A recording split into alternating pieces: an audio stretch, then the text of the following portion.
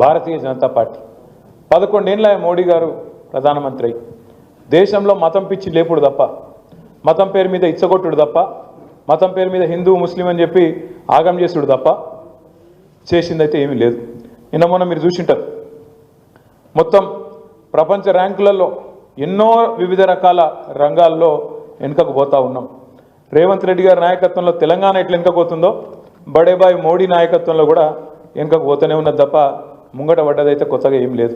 ఎందుకంటే తెలంగాణ విషయమే తీసుకోండి, మోడీ గారి ప్రభుత్వం వచ్చినాక తెలంగాణకు ఒక బడి ఇచ్చిండ్రా, ఇప్పటివరకు కొత్తగా ఒక గుడికి పైసలు ఇచ్చిరా, పోని ఒక కాలేజ్ ఇచ్చిండ్రా, ఒక పరిశ్రమ వచ్చినందుకు సహకారం చేసిండ్రా? మీరు ఆలోచన చేయండి జాగ్రత్తగా. నేను చెప్పే తప్ప ఒప్ప విచారించండి. దేశమంతా మెడికల్ కాలేజీలు ఇస్తారు మోడీ గారు, కానీ ఇక్కడ కేసీఆర్ గారు జిల్లాకు ఒక మెడికల్ కాలేజ్, జిల్లాకు ఒక నర్సింగ్ కాలేజ్ పెడుతుంటే దానికి సహకరించడు. దేశంలోని వివిధ రాష్ట్రాల్లో ప్రాజెక్టులకు జాతీయ ప్రాజెక్టు హోదా ఇస్తారు, కానీ మన పాలమూరు రంగారెడ్డి ఎత్తిపోతల పథకానికి జాతీయ హోదా ఇయ్యరు, కాళేశ్వరానికి జాతీయ హోదా ఇయ్యరు. మనకు ఉన్నవే గుంజుకపోతారు. మన లోయర్ సీలేరు విద్యుత్ గుంజుకపోతాడు. కరెంటు కష్టాల్లో ఉన్నాం స్వామి చెయ్యకు అంటే కూడా వినడు. మీరు రైతుల మోటార్లకు మీటర్లు పెట్టాలంటాడు, లేకపోతే మెడ మీద కత్తి పెట్టి తెలంగాణకి ఇచ్చే పైసలు తగ్గిస్తా అంటాడు.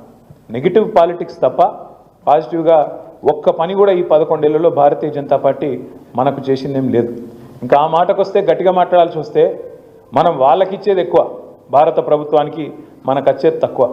మనం ఇచ్చేది రూపాయి, ఆడికెళ్ళి వాపసు వచ్చేది 45 పైసలు, అంతకంటే ఎక్కువ మనకు రాదు.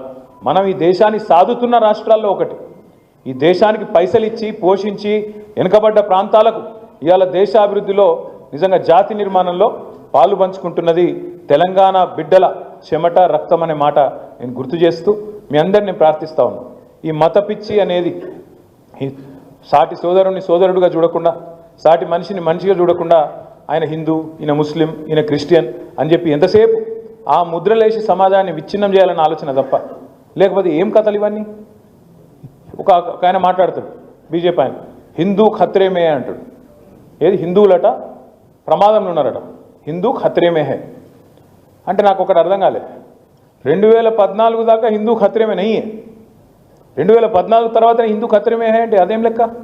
ఇన్ని రోజులట హిందువులు ప్రమాదంలో లేరట, ఇప్పుడు మాత్రమే అయినట్టు. మరి మోడీ గారు వైఫల్యం చెందినట్టేనా, ఫెయిల్ అయినట్టేనా? మరి మోడీ 2014 తర్వాత మోడీ గారు ప్రధానమంత్రి అయిన తర్వాత, భారతీయ జనతా పార్టీ అధికారంలోకి వచ్చిన తర్వాత 80% ఉండే దేశంలో, 80% హిందువులు ఉండే దేశంలో హిందూ ఖత్రేమే హే అనే స్లోగన్కి అర్థం ఉందా అసలు?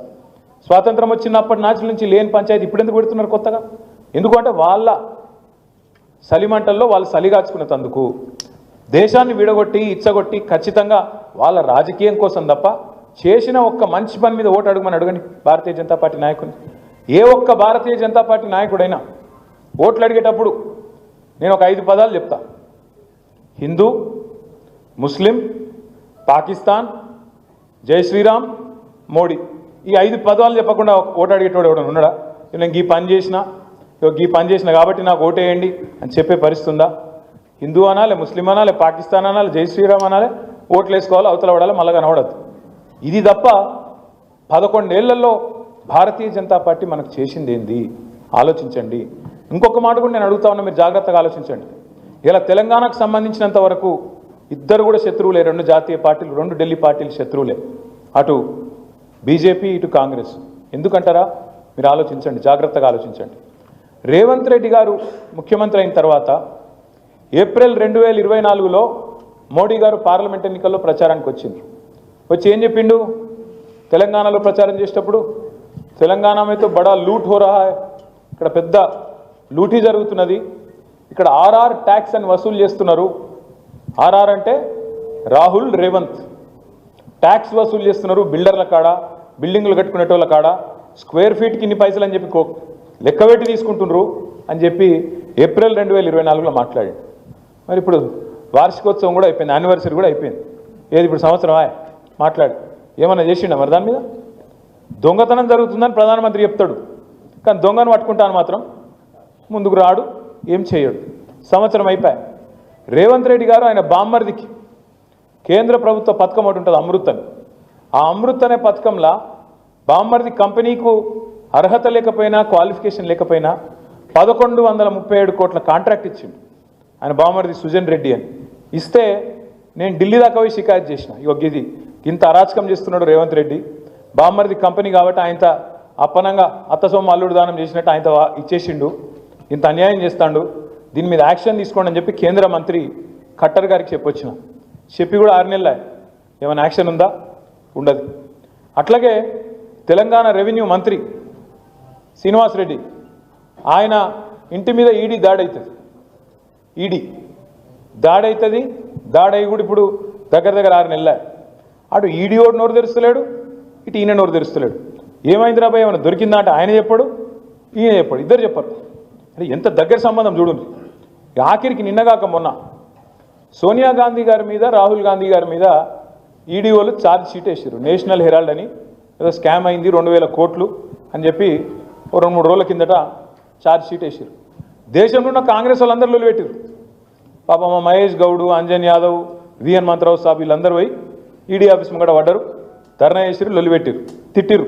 వాళ్ళిద్దరైతే గలీజ్ తిట్లు కూడా తిట్టిరు. కానీ రేవంత్ రెడ్డి గారు మాత్రం ఇప్పటికి 5-6 రోజులే, కుయ్యి లేదు, కాయి లేదు, సడీ లేదు, సప్పుడు లేదు. ఏది రాహుల్ గాంధీని సోనియా గాంధీ మీద కేసు పెడితే కూడా కేంద్ర ప్రభుత్వం రేవంత్ రెడ్డి మాత్రం గప్చుప్ అంటుండు తప్ప మాట్లాడతలేడు. ఎందుకు? ఏం అర్థం చేసుకోవాలి మరి మనం దీన్ని? రాబోయే రోజుల్లో జరగబోయే రాజకీయం గురించి ఒక సంకేతమా? 2 పార్టీలు ఒకటై ఒకరినొకడు కాపాడుకుంటూ బీఆర్ఎస్ను ఖతం చేసి మళ్ళీ మనం చూసుకుందామనే దానికి ఒక ఆలోచన. ఈ తెలంగాణ సమాజం కూడా జాగ్రత్తగా ఆలోచించాలి. ఎందుకు వీళ్ళిద్దరికి అంత కోపం? గులాబీ జెండా అంటే ఏం తప్పు చేసింది గులాబీ జెండా? తెలంగాణ తెచ్చుడు తప్పైందా? తెలంగాణను అగ్రభాగాన్ని నిలబెట్టుడు తప్పైందా కేసీఆర్ గారు? తెలంగాణలో జిల్లాకు ఒక మెడికల్ కాలేజ్ పెట్టుడు తప్పైందా? ప్రతి ఊరును బాగు చేసుడు, ఇంతకు నరోత్తం రెడ్డి చెప్పినట్టు ప్రతి ఊరును బాగు చేయాలని చెప్పి జాతీయ స్థాయిలో 30% పంచాయతీ అవార్డులు గెలుచుకునే స్థాయికి తెలంగాణ తీసుకుపోవడం తప్పైందా? ఇంటింటికి నల్లా పెట్టి దేశానికి ఆదర్శంగా నిలబడడం తప్పైందా? మిషన్ కాకతీయ పెట్టి అన్ని చెర్లను బాగా చేసుడు తప్పైందా? ఏం తప్పు చేసిండు కేసీఆర్ గారు? రైతు బంధు తెచ్చి భారతదేశంలో PM కిసాన్ అని ప్రధానమంత్రి నరేంద్ర మోడీ వెట్టతందుకు ప్రేరణగా నిలిచినట్టు తప్పైందా? ఏం తప్పైంది? యాదాద్రి గుడిగట్టుడు తప్పైందా? లేదా మా అక్క నాయకత్వంలో మన ఊరు మన బడి అని పెట్టి